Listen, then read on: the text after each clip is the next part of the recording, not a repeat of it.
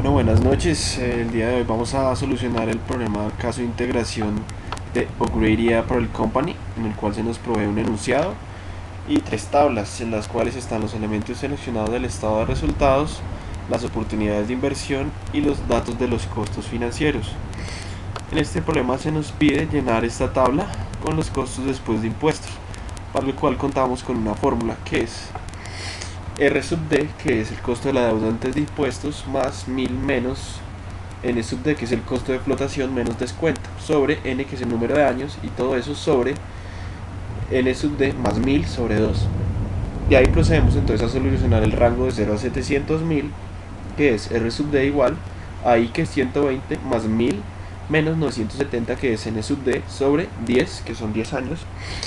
Todo eso sobre 970 más 1000 sobre 2, eso nos da un total de 12.5%, que es el dato que podemos emplear en la forma del costo de la deuda, que es R sub D 1 menos, por 1 menos T. Reemplazando los datos nos da 7.5% para la deuda a largo plazo, en el cual podemos ponerlo ya en nuestra tabla. Y ahí procedemos al siguiente rango, que es 700.000 o superior, en el cual empleamos la misma fórmula para el costo después de impuestos. Dice entonces 0.18, que es el costo antes de los impuestos, por 1 menos 0.4. Eso nos da un total del 10.8%. De ahí nos vamos entonces al cálculo de las acciones preferentes, en el cual tenemos la fórmula R sub P igual a D sub P sobre N sub P. En el cual tenemos entonces D sub P, que es el valor en pesos, 10.20, sobre 57, que es el valor neto de las acciones. Eso nos da un total de 17.9% para las acciones preferentes, y lo ponemos aquí en la tabla. Seguimos entonces con el patrimonio en acciones comunes de 0 a 1.300.000, del cual tenemos la fórmula para costo después de impuestos de D sub 1 sobre P sub 0 y más G. Tenemos entonces que D sub 1 es 1.76, que son los dividendos por acción, sobre P sub 0, que vendría siendo 20, que es el valor actual de las acciones, y más la razón constante anual, que es del 15%. Eso nos da 23.8% para patrimonio de acciones comunes de 0 a 1.300.000. Y finalmente tenemos el patrimonio de acciones comunes de más de 1.300.000, que básicamente es la misma fórmula de la anterior, solo que cambia P sub 0 por N sub N, que son las nuevas acciones comunes, y reemplazamos nuevamente los datos. En este caso N sub N es igual a 16, como está en el enunciado, y eso nos da un total de 26% que anotamos en nuestra tabla.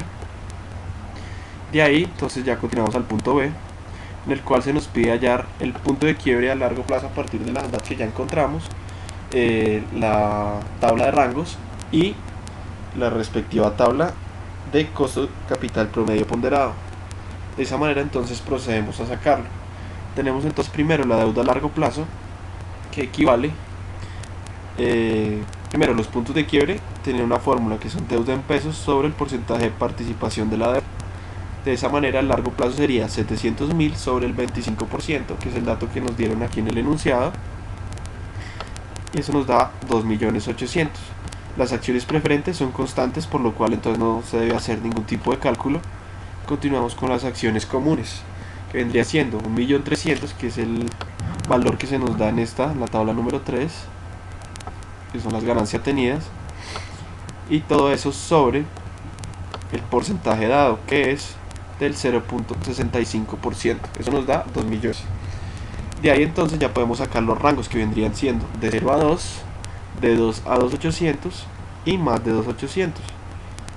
De esta manera podemos sacar los datos y los porcentajes referentes a largo plazo, acciones preferentes y acciones comunes. ¿Cómo se hace eso? Básicamente lo que se hace es comparar la tabla en la que hallamos los costos después de impuestos y los rangos que ya tenemos.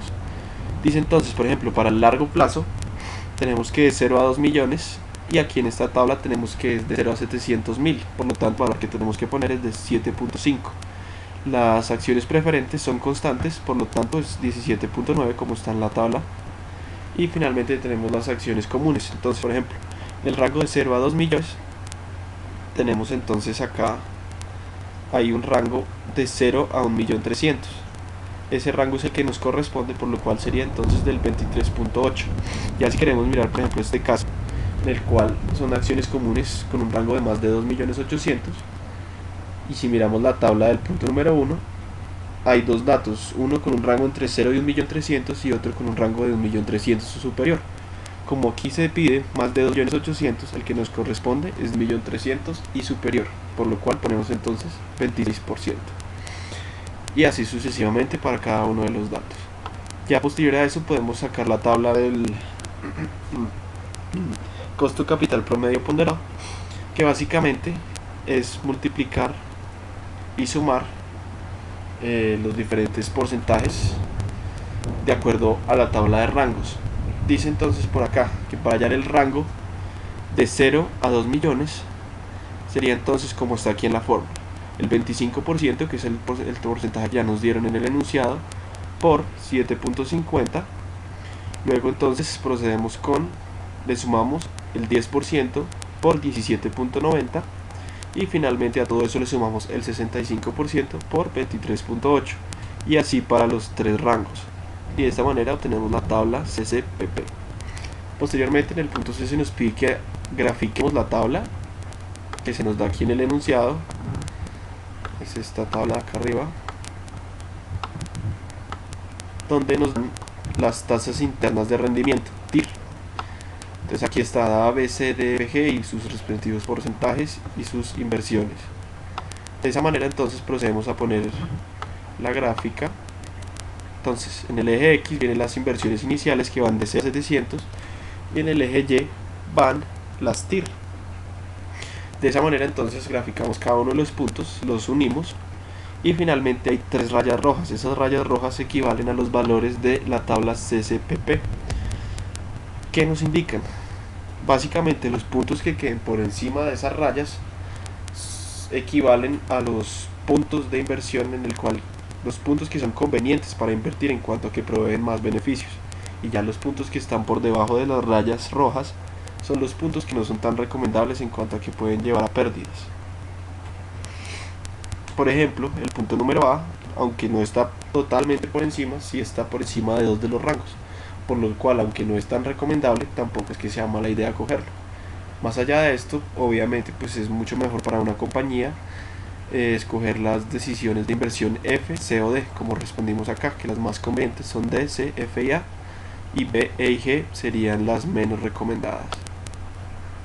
Luego en el punto D se dice que hay un cambio de estructura en el capital con un mayor apalancamiento, o es decir, un mayor nivel de deuda.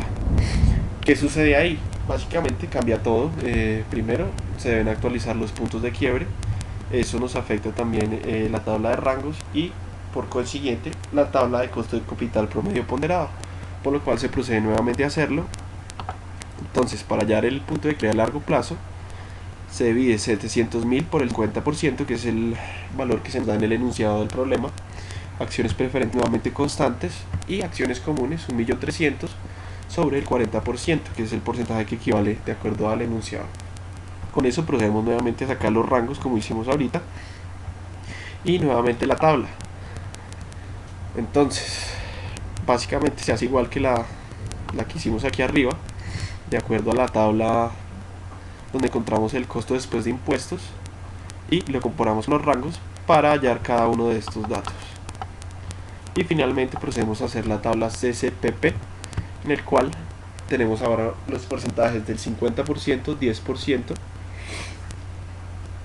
y 40%. Entonces básicamente hacemos lo mismo. Entonces 50% por 7.50 más 10% por 17.90 más 40% por 23.8, eso para el rango A, y de ahí hacemos lo mismo con estos dos rangos y ya tenemos nuevamente nuestra tabla. ¿Qué podemos observar?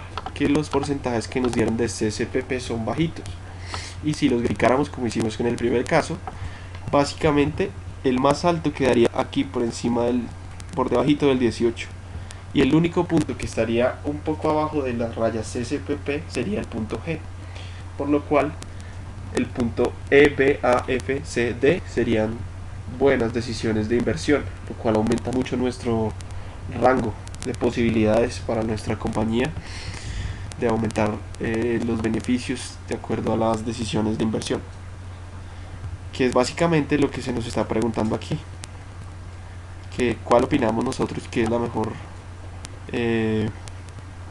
opción.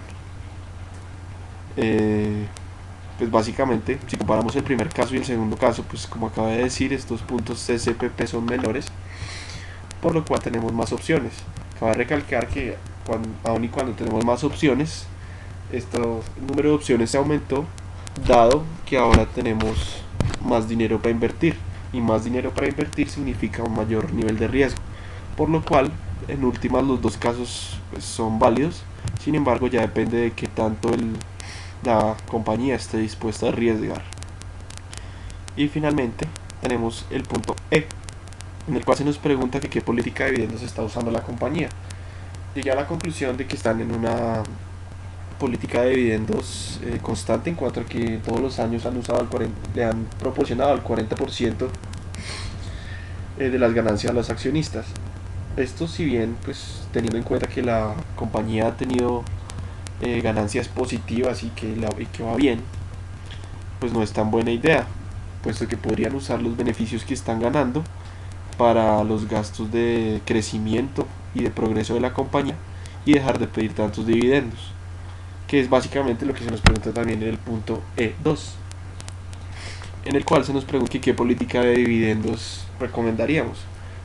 Pues como lo dije en el punto anterior, el 40% de dividendos de los accionistas me parece un poco exagerado, por lo cual recomiendo un poco menos, lo que nos pondría entonces en una política de dividendos intermedia o baja, que a futuro podría aumentar las ganancias en cuanto a que ya no se está pidiendo tanto dividendo, sino que se está usando las ganancias como tal. Finalmente se nos pregunta que qué generaría aquí en el punto E2. Se nos pregunta, ¿recomendaría una política de dividendos alterna? Y nos pregunta cómo afectaría esta política a las recomendaciones de inversión del inciso C. Básicamente, como ahora la compañía tiene más dinero, entonces ahora puede tener mayores decisiones de inversión, como lo hablamos anteriormente.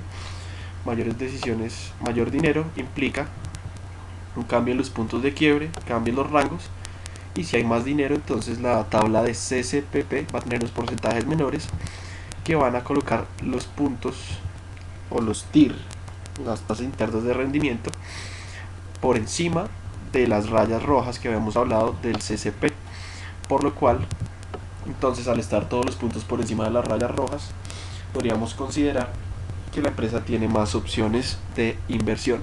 Sin embargo, está claro que ahora cuando tiene más opciones de inversión, está incurriendo en más riesgos, por lo que está invirtiendo más dinero.